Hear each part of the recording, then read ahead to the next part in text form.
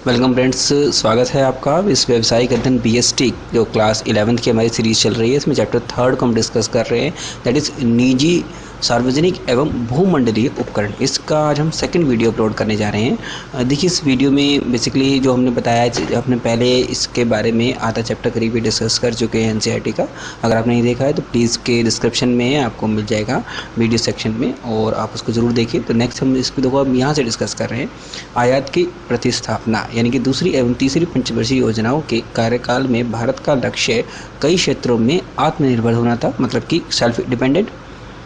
विदेशी मुद्रा प्राप्त करना एक समस्या थी तथा सुदृढ़, मतलब कि मजबूत औद्योगिक आधार के लिए भारी मशीनों का आयात करना कठिन था।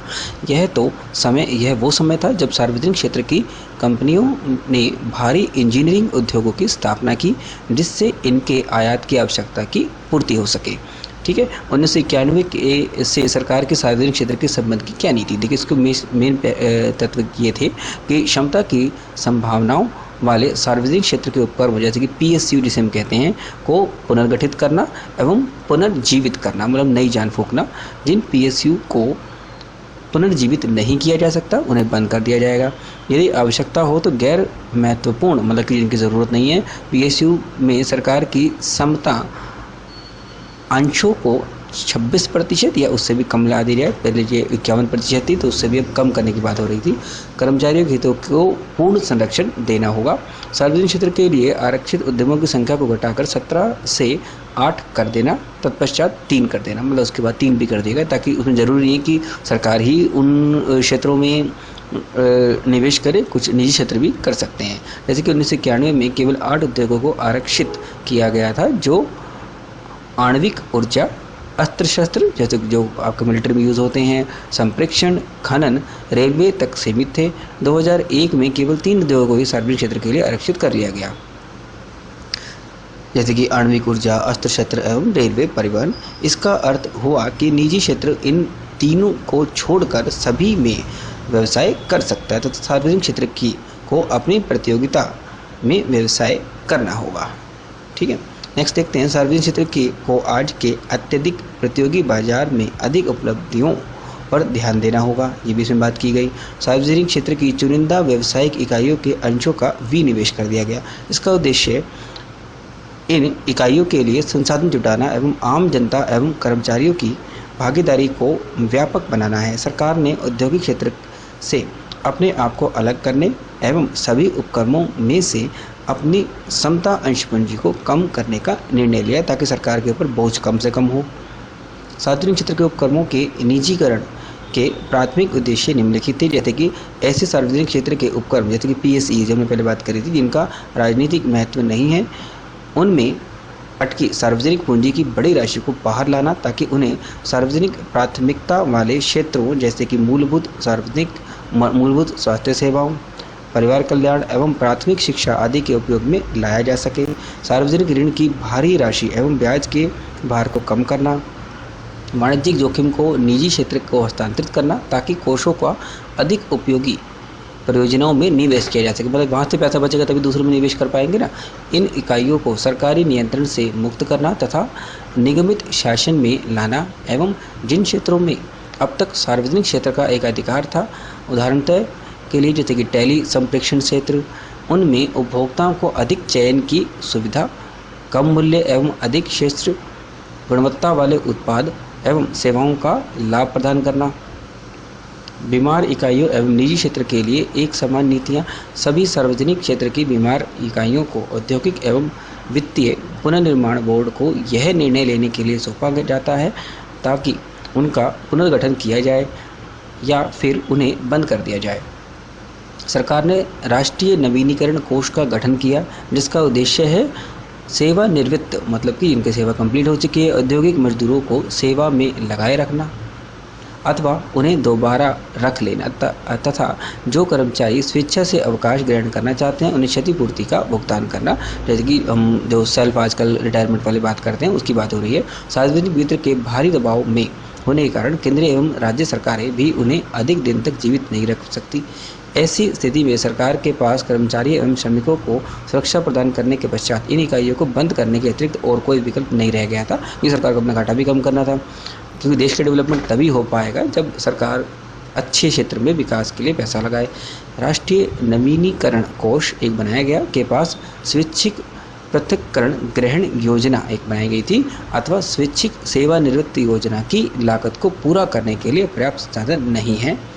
समझौता विवरणिका यानी कि मेमोरेंडम ऑफ अंडरस्टैंडिंग, समझौता विवरणिका प्रणाली के माध्यम से निष्पादन में सुधार किया जा सकता है। इसके अनुसार प्रबंधन को अधिक स्वायत्तता प्रदान की जाती है, परंतु साथ ही उन्हें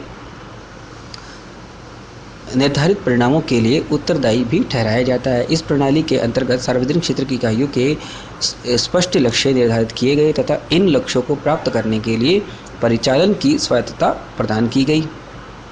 भूमंडलीय उपक्रम, जैसे कि पिछले 10 क्षेत्र भूमंडलीय वो होते हैं जो कि आपके एक क्षेत्र में, एक कंट्री में ना फैल के अलग अलग कंट्रीज़ में फैलते हैं। पिछले 10 वर्ष में MNC ने भारतीय अर्थव्यवस्था में, MNC जो मतलब कि मल्टीनेशनल कंपनीज होती हैं, में महत्वपूर्ण भूमिका निभाई है। बहुराष्ट्रीय कंपनियां दुनिया के अधिकांश विकासशील अर्थव्यवस्थाओं को सामान्य विशेषता बन चुकी है। बहुराष्ट्रीय कंपनियां विशाल निगम है जिनका कारोबार अनेकों देशों में फैला होता है। एक देश में ना होकर कई देश में फैला होता है। औद्योगिक एवं विपणन क्रियाएं जिनकी उनकी शाखाओं के तंत्र में के माध्यम से अनेकों देशों में फैली होती है। इन शाखाओं मतलब ब्रांचेस को बहुस्वामित्व विदेशी समृद्ध यानी कि MOFA कहते हैं। ये संगठन अनेक क्षेत्रों में व्यवसाय करते हैं, अनेक वस्तुओं का उत्पादन करते हैं तथा इनका व्यवसाय अनेक देशों में फैला होता है। जैसे ऊपर बात की गई थी अभी, अपनी शाखाओं को पूरे विश्व में विस्तार को करते रहते हैं। 200 शीर्ष बहुराष्ट्रीय कंपनियां विश्व अर्थव्यवस्था के 1/4 से भी अधिक पर नियंत्रण कर चुकी है। ठीक है, वे किसी भी उत्पाद को विभिन्न देशों में बेच सकते हैं, ऐसा उसमें निर्णय होता है।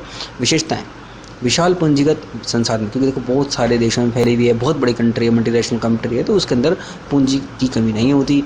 इनके पास भारी मात्रा में पूंजी होती है तथा ये विभिन्न स्रोतों से वित्त जुटा सकते हैं। ये जनता को समता अंश, ऋण पत्र एवं बांड जारी कर सकते हैं। मेज़बान देश के निवेशक एवं बैंक उनके निवेश करना चाहते हैं। विदेशी सहयोग, तकनीकी के विक्रय, अंतिम उत्पादों के लिए ब्रांड के नाम पर उपयोग तथा उत्पादन करने के लिए भारतीय कंपनियों के से करार कर लेती है, मतलब उनके साथ मिलजुल के काम करती है विदेशी कंपनियां।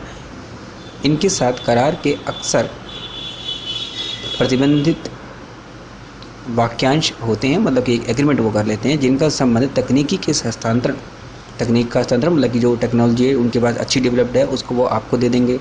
मूल्य निर्धारण, लाभांश का भुगतान विदेशी तकनीशियों के नियंत्रण आदि से होता है। लेकिन इन विदेशी सहयोग के कारण एकाधिकार को भी बढ़ावा मिला है तथा शक्ति कुछ हाथों में केंद्रित हो गई है, जो कि गलत है। आज के जैसे उन्नत तकनीकें यही ला सकती हैं, हम नहीं ला सकते इतनी जल्दी। उत्पादन की श्रेष्ठ तकनीकी है उनके पास, क्योंकि मल्टीनेशनल कंपनी है, अच्छे वेल डेवलप्ड कंट्रीज से आई हैं, अतः वे अंतर्राष्ट्रीय मापदंड एवं निर्धारित गुणवत्ता को प्राप्त कर सकते हैं। आज कंप्यूटर एवं अन्य क्षेत्रों में तमाम नए आविष्कार बहुराष्ट्रीय कंपनियों द्वारा उच्च स्तर की तकनीकी को उपलब्ध कराने के कारण संभव हुए हैं। उत्पादन में नवीनता, यानी कि इन उपकरणों की एक और विशेषता होती है कि इनमें उच्च आधुनिक अनुसंधान मतलब कि रिसर्च एवं विकास विभाग होते हैं। गुणवत्तापूर्ण अनुसंधान के लिए भारी निवेश की आवश्यकता होती है, जिनसे केवल वैश्विक उपक्रम ही वहन कर सकते हैं, मतलब सहन कर सकते हैं उनको। विपणन रणनीति देखिए इसमें क्या होती है, थोड़ी अवधि में अपनी बिक्री को बढ़ाने के लिए ये आक्रामक विपणन नीतियाँ अपनाती है, मतलब कि बहुत सारे कंपटीटर्स के साथ ये बहुत जल्दी आगे बढ़ जाती है। इनके पास बाजार संबंधी अधिक विश्वसनीय एवं नवीनतम सूचना प्रणाली होती है। इनके विज्ञापन एवं बिक्री संवर्धन की तकनीक भी अधिक प्रभावी होती है। बाजार क्षेत्र का विस्तार, यानी कि इनकी अंतर्राष्ट्रीय छवि का निर्माण होता है तथा इनकी विपणन सीमा में विस्तार होता है। यह मेज़बान देशों में सहायक कंपनियों, शाखाओं एवं समृद्ध कंपनियों के जाल के माध्यम से कार्य करते हैं। केंद्रीकृत नियंत्रण, यानी कि इनका मुख्यालय इनके अपने देश में होता है तथा ये सभी शाखाओं एवं सहायक इकाइयों पर नियंत्रण करते हैं। वे यह दिन प्रतिदिन के कार्यों में हस्तक्षेप नहीं करते हैं। मेन जो बड़े बड़े डिसीजन होते हैं उन्हीं में वो हस्तक्षेप करते हैं। संयुक्त उपक्रम देखिए क्या होते हैं, आप देखिए नेक्स्ट इसमें अर्थ समझते हैं क्या होता है पहले इसका। जब दो इकाइयाँ समान उद्देश्य एवं पारस्परिक लाभ के लिए इकट्ठा होना तय करती है तो इसे एक संयुक्त उपक्रम कहते हैं। मतलब दो अलग अलग कंपनियाँ थी, दो अलग अलग इकाइयाँ थी, वो मिलकर इकट्ठा काम कर रही हैं किसी एक उद्देश्य को प्राप्त करने के लिए। किसी भी आकार की इकाई लंबी अवधि या फिर लघु अवधि परियोजनाओं में भागीदारी को सुदृढ़ करने के लिए संयुक्त उपक्रम स्थापित कर सकती है, ऐसा कानून में लिखा गया है। एक संयुक्त उपक्रम दो भिन्न देशों की दो व्यावसायिक इकाइयों के बीच करार का परिणाम हो सकते हैं। इस बात पर निर्भर करता है कि हम इसे किस संदर्भ में प्रयोग करते हैं। यह इस बात पर निर्भर करता है कि संयुक्त उपक्रम कैसा है। व्यवसाय के जोखिमों एवं प्रतिफल को भी पारस्परिक को बांट लिया जाता है। संयुक्त उपक्रम स्थापित करने के कारणों में व्यवसाय का विस्तार, नए उत्पादों का विकास करना या फिर नए बाजारों विशेषकर अन्य देश के बाजारों में कार्य करना सम्मिलित होता है। इन इकाइयों के द्वारा अन्य व्यावसायिक इकाइयों कंपनियों के साथ संयुक्त उपक्रम का निर्माण एवं उनके साथ नीतिगत गठजोड़ एक आम बात हो जाती है। इस प्रकार के संयुक्त उपक्रम में दो या दो से अधिक जनक कंपनियां एक नई इकाई जिसमें उन सभी का नियंत्रण हो या निर्माण करने के लिए पूंजी, रण, तकनीकी, मानव संसाधन, जोखिम एवं प्रतिफल में हिस्सा बांटने के लिए सहमत हो जाते हैं। भारत में संयुक्त उपक्रम कंपनियां व्यवसाय के लिए सर्वोत्तम है। इनके लिए कोई अलग से कानून है ही नहीं। यहाँ पे संयुक्त उपक्रम के दो प्रकार होते हैं, जैसे कि संविदात्मक संयुक्त उपक्रम और समता आधारित संयुक्त उपक्रम। देखो उनके बारे में नीचे बताया गया डिटेल में। संविदात्मक संयुक्त उपक्रम क्या होते हैं? उपक्रम में संयुक्त स्वामित्व मतलब कि एक इकट्ठा ज्वाइंट स्वामित्व वाली एक नई इकाई का निर्माण नहीं किया जा सकता तथा यहाँ केवल साथ साथ कार्य करने का ही समझौता होता है कि पर्टिकुलर काम के लिए वो इकट्ठे होते हैं। फ्रेंचाइजी संबंध संविदात्मक संयुक्त उपक्रम का एक प्रारूपिक उदाहरण है, मतलब कि स्टार्टिंग का। ऐसे संबंध में मुख्य तत्व है कैसे, जैसे कि दो या अधिक पक्षों का एक सामान्य इष्टार्थ होता है, मतलब कि एक ही इच्छा होती है कि ये करना है व्यवसायिक उपक्रम को चलाना। प्रत्येक पक्ष कुछ निविष्टियाँ लाता है। अब देखिए इसके दो प्रकार, जैसे ऊपर बताया समता आधार पर सुधार में, इसमें ये आपको बताया गया डिटेल में। और समता नीचे आएगा कंपनी, और ये सीमित दायित्व वाली साझेदारी और साझेदारी, ये सब इसमें आगे नीचे डिटेल में आने वाला है। देखिए दोनों पक्ष व्यवसाय उपक्रम पर एक नियंत्रण रखते हैं। यह लेन देन का संबंध नहीं है बल्कि तुलनात्मक रूप से दीर्घकालिक होता है, मतलब कि एक लंबे समय के लिए किया रहता है। समता आधारित संयुक्त उपक्रम क्या होते हैं? देखो समता आधारित संयुक्त उपक्रम वह उपक्रम है जिसमें एक अलग व्यवसायिक इकाई बनाई जाती है। तो दोनों सबसे बड़ा डिफरेंस यही है कि इसमें बनाई जाती है अलग से एक व्यवसायिक इकाई, उसमें व्यवसायिक इकाई नहीं बनाई जाती। जिसमें दो या अथवा अधिक पक्षों का संयुक्त स्वामित्व हो का निर्माण पक्षों के बीच समझौते से होता है। कंपनी, साझेदारी फर्म, ट्रस्ट, सीमित दायित्व साझेदारी फर्म, उपक्रम, पूंजी, निधि दायित्व। यहाँ या तो एक नई कंपनी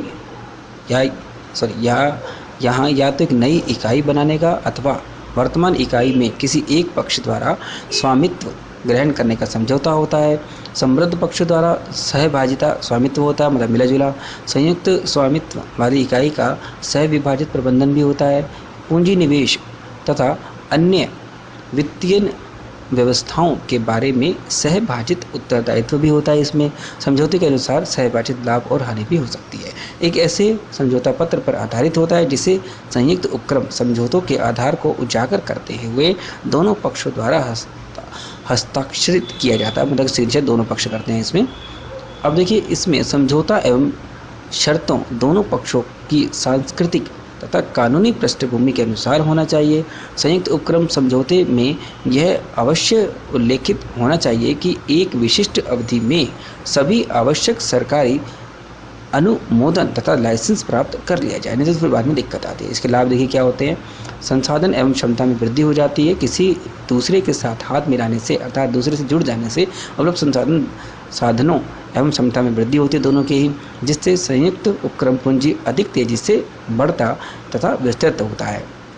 नए बाजार एवं वितरण तंत्र का लाभ मिल जाता है। जब एक व्यावसायिक इकाई किसी दूसरे देश की इकाई की साझेदारी में उपक्रम में संयुक्त उपक्रम बनाती है, तो इससे इसे एक बड़ा बाजार क्षेत्र पे उपलब्ध हो जाता है अपने आप ही बैठे बिठाए। जिन उपक्रमों की बिक्री उनके अपने घरेलू बाजार में परिपूर्णता की स्थिति तक पहुंच चुकी है, उन्हें नए बाजार में बेचा जा सकता है। नई तकनीक का लाभ, जैसे कि संयुक्त उपक्रम बनाने का एक महत्वपूर्ण कारण तकनीक है। तकनीक में कार्यक्षमता तथा प्रभावशीलता बढ़ती है, जिससे लागत में भी कमी आती है। नहीं अगर टेक्निक्स का यूज़ करेंगे तो वो नवीनता, संयुक्त उपक्रम के बाजार में नई नई एवं रचनात्मक वस्तुएं आ पाती है।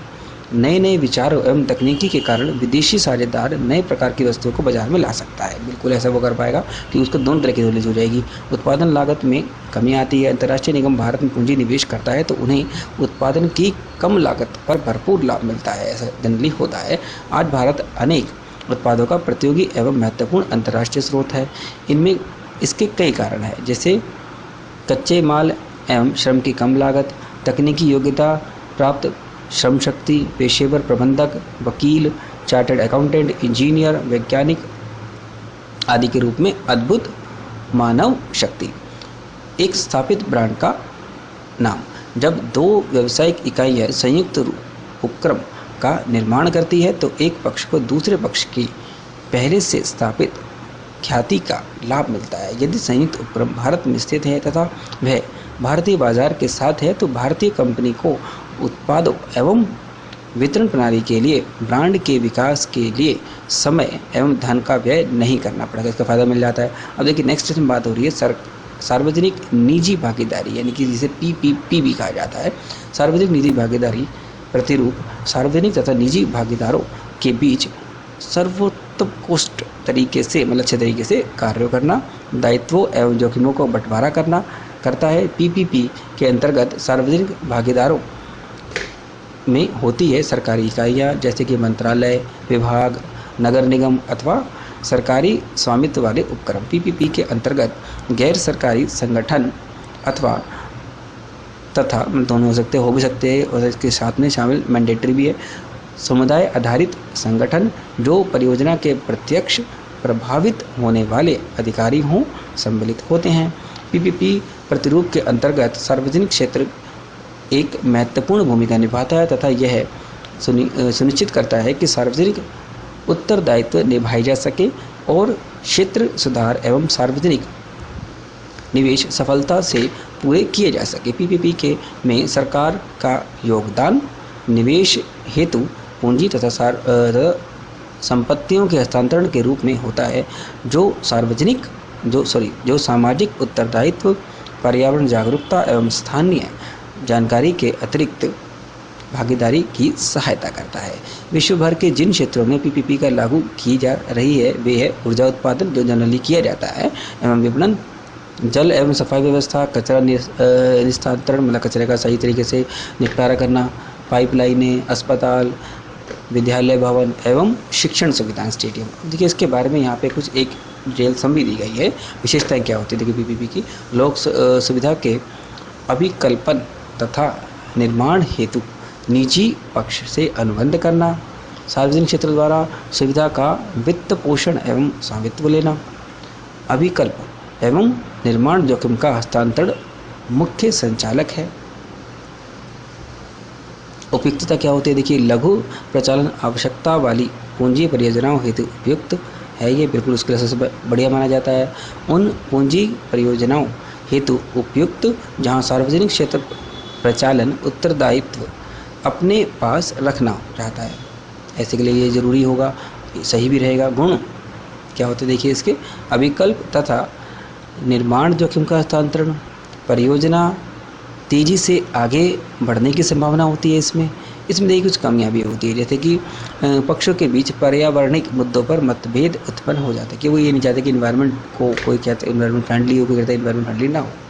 निजी क्षेत्र को सुगमता से आकर्षित नहीं कर सकते हैं। उदाहरण के लिए जैसे कि कुंडली मानसरोवर एक्सप्रेस वे लिमिटेड जो 135 किलोमीटर के इस एक्सप्रेस वे से सरकार द्वारा भूमि उपलब्ध कराई गई है तथा कंपनी द्वारा सड़क बिछाई जा रही है। ठीक है, तो नेक्स्ट ये वीडियो आपका ख़त्म है, यहाँ पे चैप्टर पूरा ख़त्म हो गया है। अगर वीडियो देखो पसंद आता है तो लाइक ज़रूर कीजिए, चैनल को सब्सक्राइब कीजिए, ज़्यादा चैनल को कमेंट कीजिए। कोई भी आपकी क्वेरी है मैं इसका ज़रूर जल्द से जल्द इसका रिप्लाई करूँगा। Thank you friends, next chapter में मिलते हैं जल्द ही।